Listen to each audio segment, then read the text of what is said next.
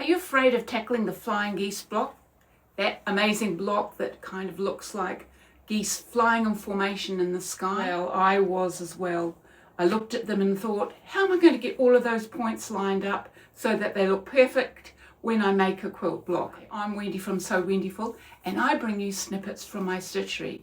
So today I'm going to show you how to do the no waste 4 at a time flying geese method.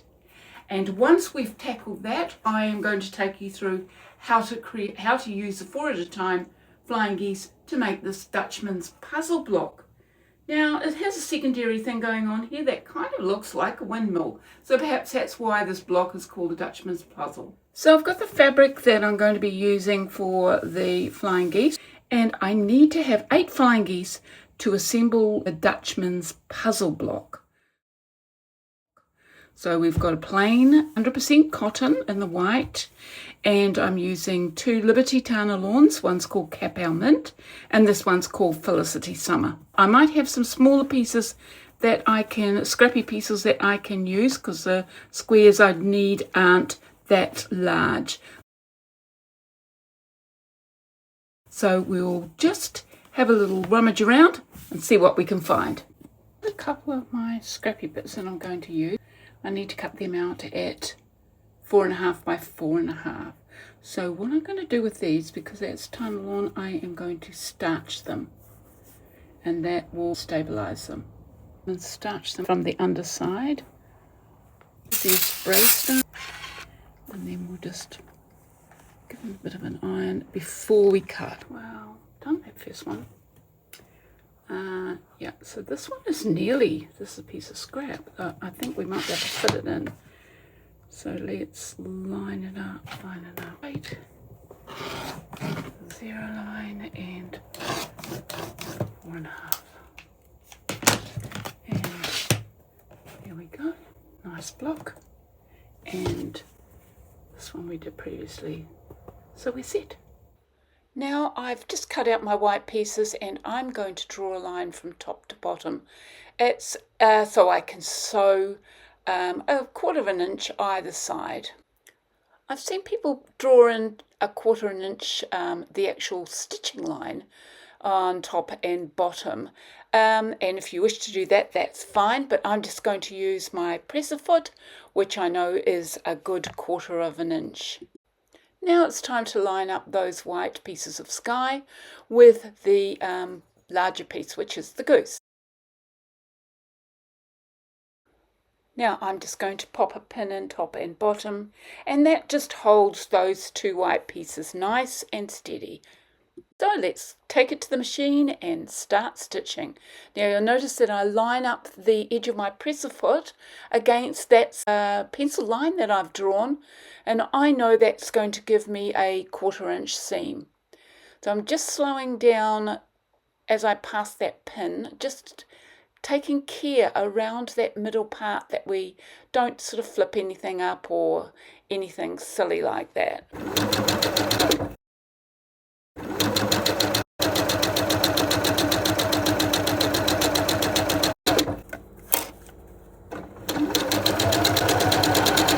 The first side done, and now we're going to flip it around and do exactly the same on the other side.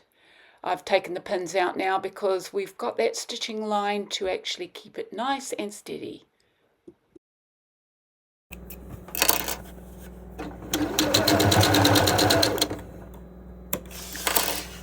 Okay, let's see how we've done. Actually, I'm quite liking that seam line. I'm just going to lift it up and have a little peek underneath. Yeah, that's good. Sometimes it catches a little wee bit of fabric. Usually if you're stitching or stitching is a little bit off, or your right squares are a little too large. And if you're not happy with your seam, now is the ideal time to restitch it just before we get cutting.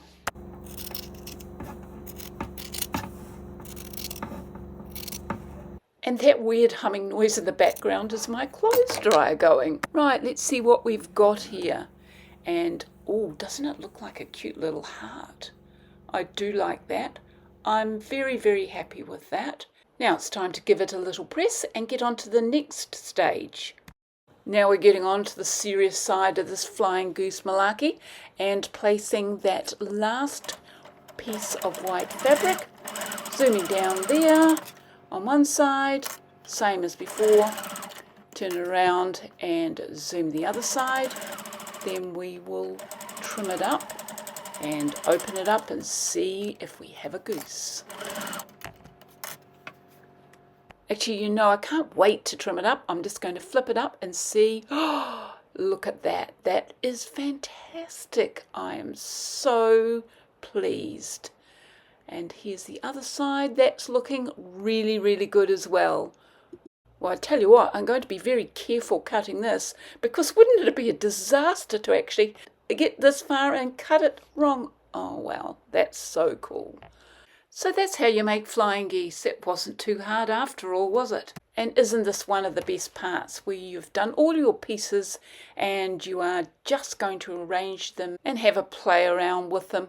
Now my layout is quite structured because I'm working to the Dutchman's puzzle, which I think is a fairly classic block, and you need to place all those geese in the right way so that they form that pattern.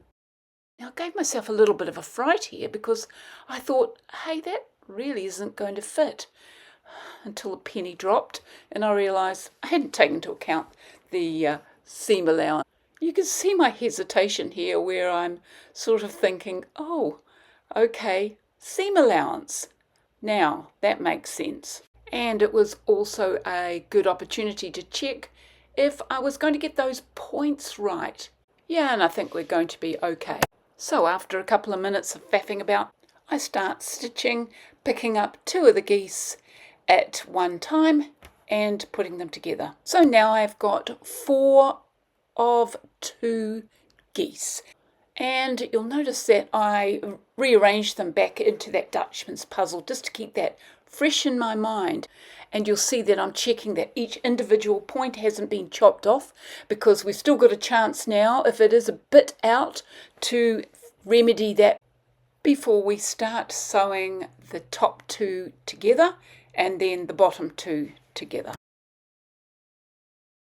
So at this stage, I'm actually going to put a pin in the middle to make sure those sections line up. And I thought I could still hear my clothes dryer humming in the background, but it's actually the rain on the roof.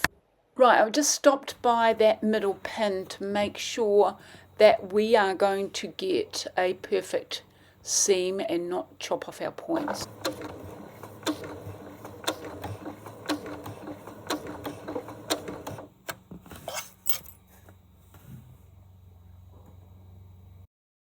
Okay, that's it. That final seam is done, and now I'm going to take it to the iron and give it a press and press it open, and we'll see what it looks like. I'm going to set that seam there by giving it just a bit of a press down, and now we'll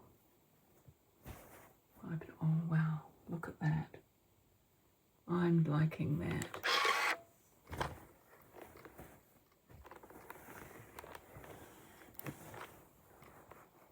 Those seams best. And now we have the completed block, the Dutchman's puzzle, and all those lovely flying geese. And I do hope this video has helped you tackle the flying geese block and put together a Dutchman's puzzle or another beautiful block. And do leave me a comment and tell me how you got on with your flying geese block. Thank you for joining me, and please subscribe and hit that notification button so that you don't miss any new videos that I might make on flying geese or on new blocks.